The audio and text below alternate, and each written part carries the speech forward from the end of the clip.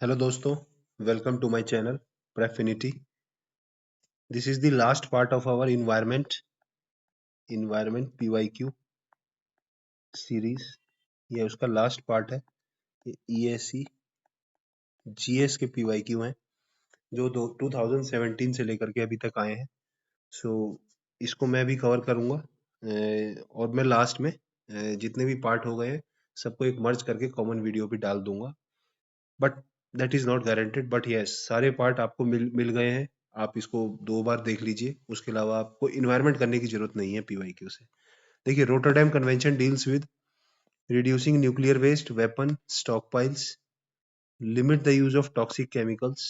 Wow, थोड़ा सा dark कर लेते हैं पेन को, अच्छा लगेगा। ठीक है, प्रोटेक्टिंग द ओशंस।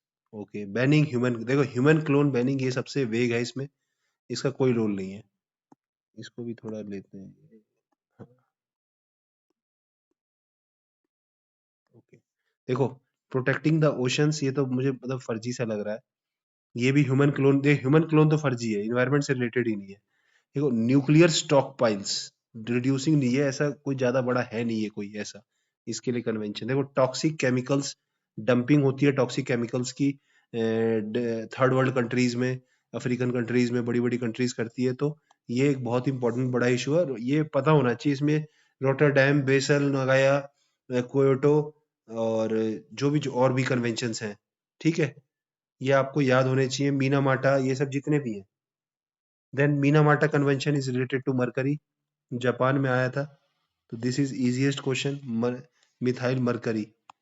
ओके, इसको मैं कोई तुक्का मारना नहीं सिखाऊंगा। मीनामाटा बे है जापान में, वहाँ फिशिंग की caused by eating of fish growing in Minamata bay. वहाँ पे उनमें मरकरी की मिथाइल मरकरी की कंटेंट बढ़ गया था। Then Basel convention guys, Basel convention क्या है?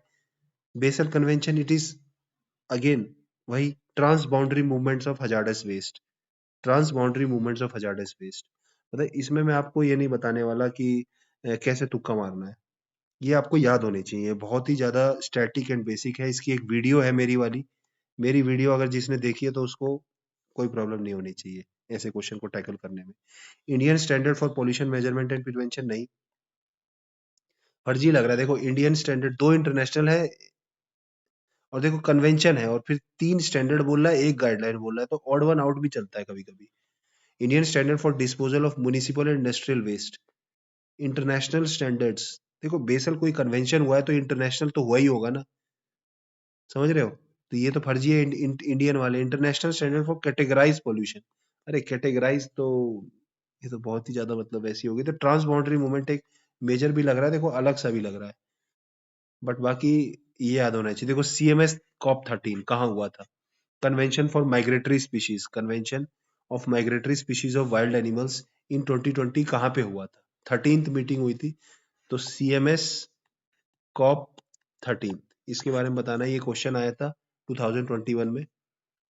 सो और 2020 में हुआ था, तो ये करंट से आया था। देखो, Brazil, India, Indonesia and Canada. देखो, कनाडा तो आप ऐसे ही हटा दो, इन्हीं कंट्री में लग रहा है, जनरली इन्हीं में होता है। और देखो, इंडिया, इंडिया अगर ऑप्शन में है तो जनरली आंसर इंडिया होता है। ये गांधीनगर में हुआ था,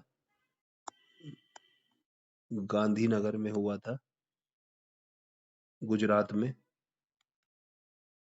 ओके गाइस, तो इसका आंसर क्या है? बी। बस इसमें कुछ याद करने मतलब कुछ वैसा लॉजिक नहीं है, बस आपको क्या करना है, रटना है। Which of the following is not included in 27 principle issued at Rio 1920? Rio कौन सा है? अर्थ समिट है, Rio de Janeiro, earth summit Rio de Janeiro में हुआ था ऑन इन्वायरमेंट। तो देखो, right to development that meets the need of present and future, वही सस्टेनेबल की बात कर रहा है। ठीक है, ये तो होगा ही होगा, तो ये तो आंसर नहीं है।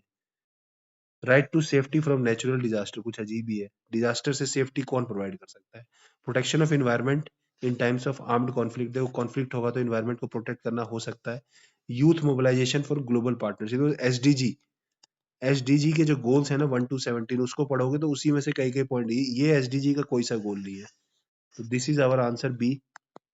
ओके, देखो इसमें भी मैं कुछ आपको लॉजिक नहीं बता सकता, ये कुछ फैक्चुअल टाइप के क्वेश्चन है, बट हाँ, आप 27 प्रिंसिपल तो याद नहीं कर सकते, it is not possible for human.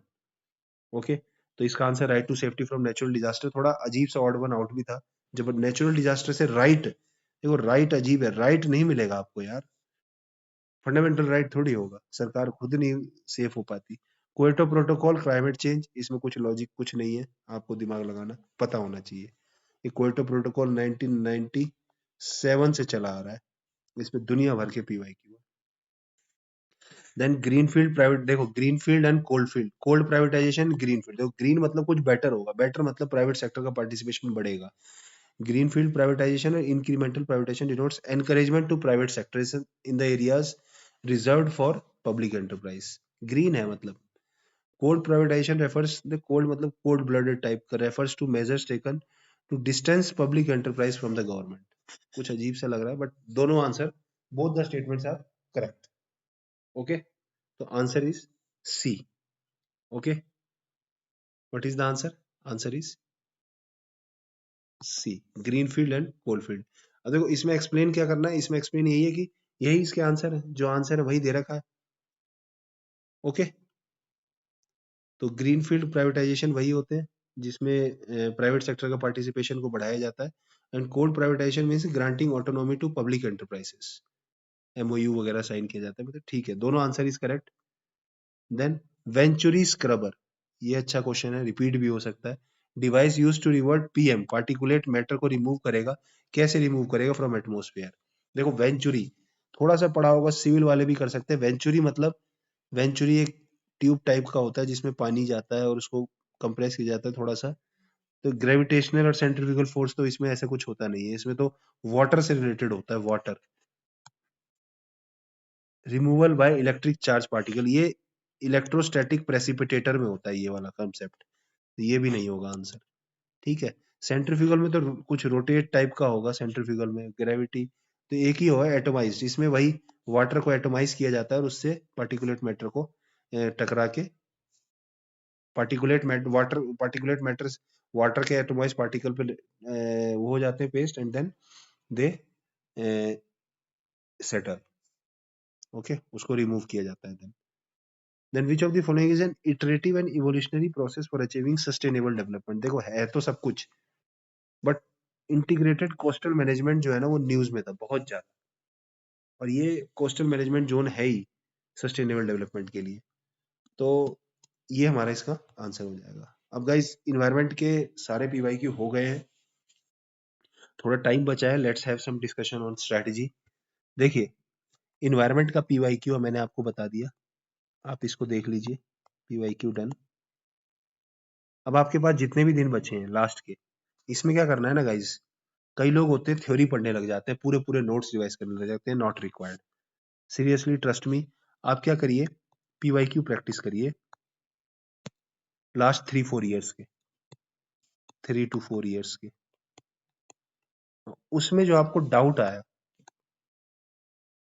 उसको दोबारा पढ़िए, क्योंकि अब तो डिफाइंड स्टेज में होगा ना, उसमें फिर भी डाउट आ रहा है, इट मीन्स पीवाईक्यू में से ही अभी आपके डाउट क्लियर नहीं हुए, तो पहले उसको कवर करिए।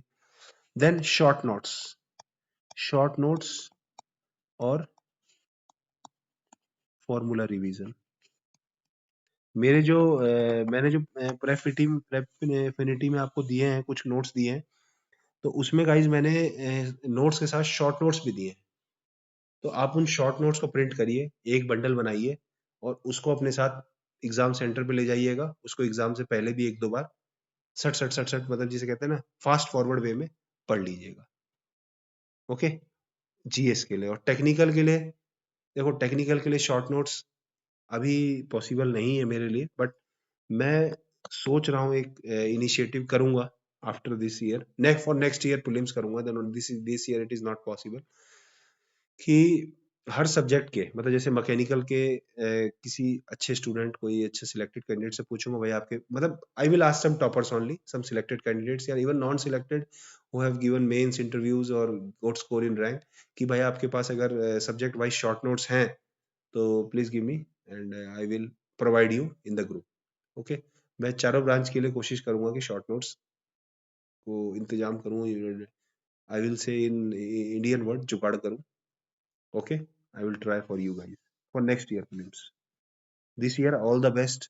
Do your best and solution next day discuss करेंगे। Okay, thank you.